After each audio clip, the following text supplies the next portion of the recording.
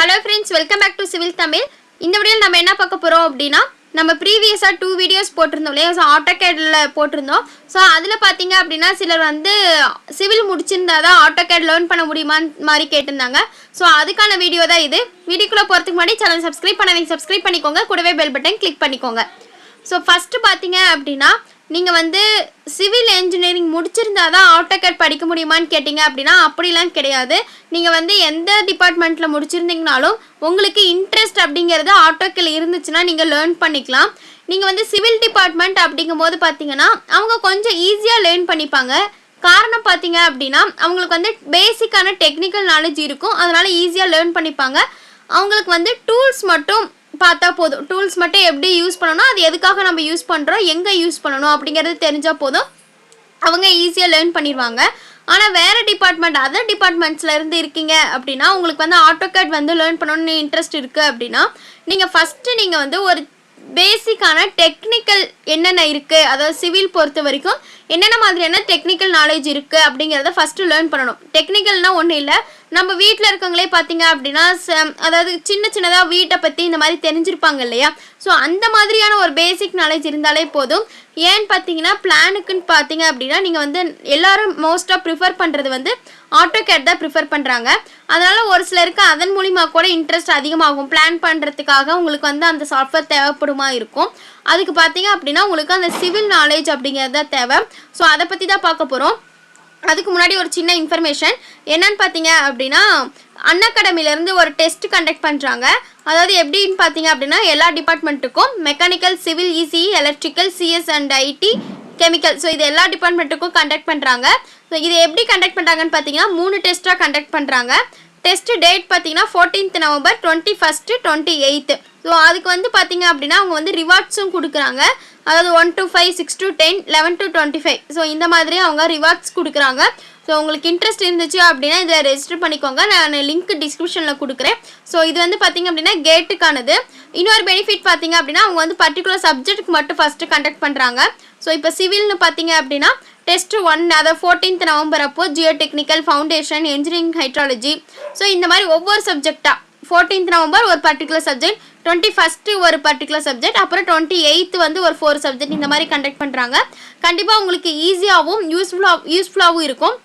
அதனால் உங்களுக்கு இன்ட்ரெஸ்ட் இருந்துச்சுன்னா ரெஜிஸ்டர் பண்ணி உங்களுடைய நாலேஜ் எவ்வளோ எந்த அளவுக்கு இருக்குது அப்படிங்கிறது நீங்கள் டெஸ்ட் பண்ணிக்கலாம். ஸோ ஃப்ரீ டெஸ்ட்டு தான். ஸோ உங்களுக்கு இன்ட்ரெஸ்ட் இருந்துச்சு அப்படின்னா கண்டிப்பாக அட்டென்ட் பண்ணி பாருங்கள். ஓகேங்களா. ஸோ நம்ம கான்செப்டில் வருவோம். இதில் பார்த்தீங்க அப்படின்னா இப்போ வந்து நீங்கள் வந்து வேறு டிபார்ட்மெண்ட்லேருந்து வந்திருக்கீங்க அப்படின்னா உங்களுக்கு AutoCAD இன்ட்ரெஸ்ட் அப்படிங்கும்போது ஃபஸ்ட்டு எடுத்துனே நீங்கள் டூல்குள்ளே போகக்கூடாது. ஓகேங்களா. AutoCAD ஃபஸ்ட்டு எடுத்துனா AutoCAD ஓப்பன் பண்ணிவிட்டு நீங்கள் ஸ்டார்ட் பண்ணிடக்கூடாது. ஃபஸ்ட்டு சிவிலுக்கான பேசிக், அதாவது பேசிக் அப்படிங்கும்போது என்னென்னா பிளான்னா என்ன, அதாவது ரெசிடென்சியல் பிளான்னா என்ன, கமர்ஷியல் பிளான்னா என்னங்கிறது டிஃப்ரென்ஸ். செகண்ட் பார்த்தீங்க அப்படின்னா இப்போ நம்ம வந்து பிளான் எடுத்துக்கிட்டோம்னா AutoCAD நம்ம 3 விஷயம் தான் நம்ம மாற்றி பண்ணுவோம். ஏன்னான்னு பார்த்தீங்கன்னா வால் கிரியேட் பண்ணுவோம், அப்புறம் டோரு, விண்டோ, ஓகேங்களா, அப்புறம் டெக்ஸ்ட் கொடுக்குறது. இந்த 4 விஷயந்தான் ரொம்ப முக்கியம். ஸோ அந்த வால்னு எடுத்துக்கிட்டோம் அப்படின்னா அதில் என்னென்ன இருக்குது, அதாவது பேசிக்காக பார்த்தீங்க அப்படின்னா இது நீங்கள் இந்த வீடியோ பார்த்தீங்கனாலே இந்த பேசிக் நாலேஜ் இருந்தாலே போதும். ஸோ வால் அப்படின்னு எடுத்துக்கிட்டோம்னா அதில் வந்து 2 இருக்குது. மெயின் வால் ஒன்று போடுவோம், அப்புறம் பார்ட்டிஷன் வால். மெயின் வாலோட திக்னஸ் பார்த்தீங்கன்னா 9 inch இல்லை அப்படின்னா 6 inch போடுவாங்க. அதுக்கப்புறம் பார்த்தீங்கன்னா பார்ட்டிஷன் வால் அப்படிங்கும்போது 4.5 inches போடுவாங்க. இல்லை அப்படின்னா என்ன பண்ணுவாங்கன்னா வெளியில் அவுட்டர் எல்லாமே 9 inch போட்டு உள்ளே 6 inch யூஸ் பண்ணிக்கலாம். பாத்ரூம்க்கு மட்டும் 4.5 inches யூஸ் பண்ணிப்பாங்க. இது ஒன்று. அதுக்கப்புறம் பார்த்தீங்கன்னா இப்போ விண்டோன்னு எடுத்துக்கிட்டோம் அப்படின்னா விண்டோவில் நீங்கள் அவ்வளோக்கெல்லாம் எதுவும் தெரிஞ்சுக்கணும் இல்லை. அது வந்து எப்படி சொல்கிறது, மெயின் விண்டோ, அதாவது வெளியில் இருக்க விண்டோக்கு போட்டால் எக்ஸ்டீரியர் வாலில் போட்டாங்க அப்படின்னா மெயின் டோருக்கு பக்கத்தில் விண்டோ போடுவாங்களே, ஸோ அந்த மாதிரி விண்டோ என்ன சைஸில் வைப்பாங்க, ரூமில் இருக்க விண்டோ என்ன சைஸில் வைப்பாங்க, அதே போல தான் அந்த டோருக்கும். ஸோ டோருன்னு பார்த்தீங்க அப்படின்னா எக்ஸாம்பிளுக்கு இப்போ மெயின் டோர் அப்படிங்கும் போது பார்த்தீங்க அப்படின்னா வித்து வந்து 5 feet வைப்பாங்க. ஹைட்டு பார்த்தீங்கன்னா எல்லா இடத்துலையுமே ஒரே இது தான். ஸோ அட்லீஸ்ட் அந்த ஸ்டாண்டர்ட் ஹைட் டோரோட ஹைட் வந்து 7 feet அப்படிங்கிறது நம்ம கண்டிப்பாக தெரிஞ்சிருக்கணும். அடுத்து பார்த்தீங்கன்னா இப்போ டோருன்னு பார்த்தோன்னா ரூமுக்குன்னு எடுத்துக்கிட்டோம்னா 3 அடி கொடுப்பாங்க, பாத்ரூம்க்கு வந்து 2 அடி கொடுப்பாங்க வித்து. ஸோ இந்த மாதிரி சின்ன விஷயம் நீங்கள் கற்றுக்கோங்க. ஃபஸ்ட்டு இது எல்லாமே நீங்கள் ஒரு நோட்ஸ் எடுத்துக்கோங்க, எது எந்தெந்த அளவில் இருக்கணும் அப்படிங்கிற நோட்ஸ் எடுத்துகிட்டு அதுக்கப்புறம் பார்த்தீங்க அப்படின்னா முக்கியமானது உங்களால் முடிஞ்சது அப்படின்னா உங்களுக்கு டைம் இருந்துச்சுன்னா வாஸ்து கொஞ்சம் பார்த்துக்கோங்க. ரொம்ப அதில் இன்டெப்த்தாக போக வேண்டாம். பேசிக்காக எது எது கண்டிப்பாக அங்கே வரக்கூடாது அப்படின்னு இருக்கும் பார்த்தீங்களா, அந்த மாதிரியான பேசிக் மட்டும் தெரிஞ்சுக்கோங்க.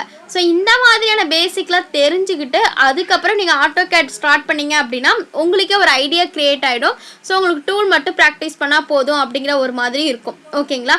அதனால் ஃபஸ்ட் எடுத்தோடனே பேசிக் சிவில் பேசிக்கின்னு கூட வேண்டாம், ஒரு வீட்டோட பிளான் பேசிக் என்ன அப்படிங்கிறத பார்த்தீங்கனாலே உங்களுக்கு ஈஸியாக ஆகிடும். ஆட்டோகேட் வந்து பார்த்தீங்க அப்படின்னா ஒரு நார்மல் பர்சன் கூட நீங்கள் லேர்ன் பண்ணிக்கிட்டீங்க அப்படின்னா ரொம்ப யூஸ்ஃபுல்லாக இருக்கும். ஏன்னா நீங்கள் இப்போ வீடே ஷிஃப்ட் பண்ணுறீங்கன்னு வச்சுக்கோங்களேன், நீங்களே ஒரு பிளான் போட்டு பார்த்துக்கலாம். எது எந்தெந்த இடத்துல வச்சா கரெக்டாக நம்மளுக்கு இருக்கும் அப்படிங்கிற மாதிரி நீங்களே ஒரு பிளான் போட்டு பார்த்துக்கலாம். ரொம்ப யூஸ்ஃபுல்லாக இருக்கும்.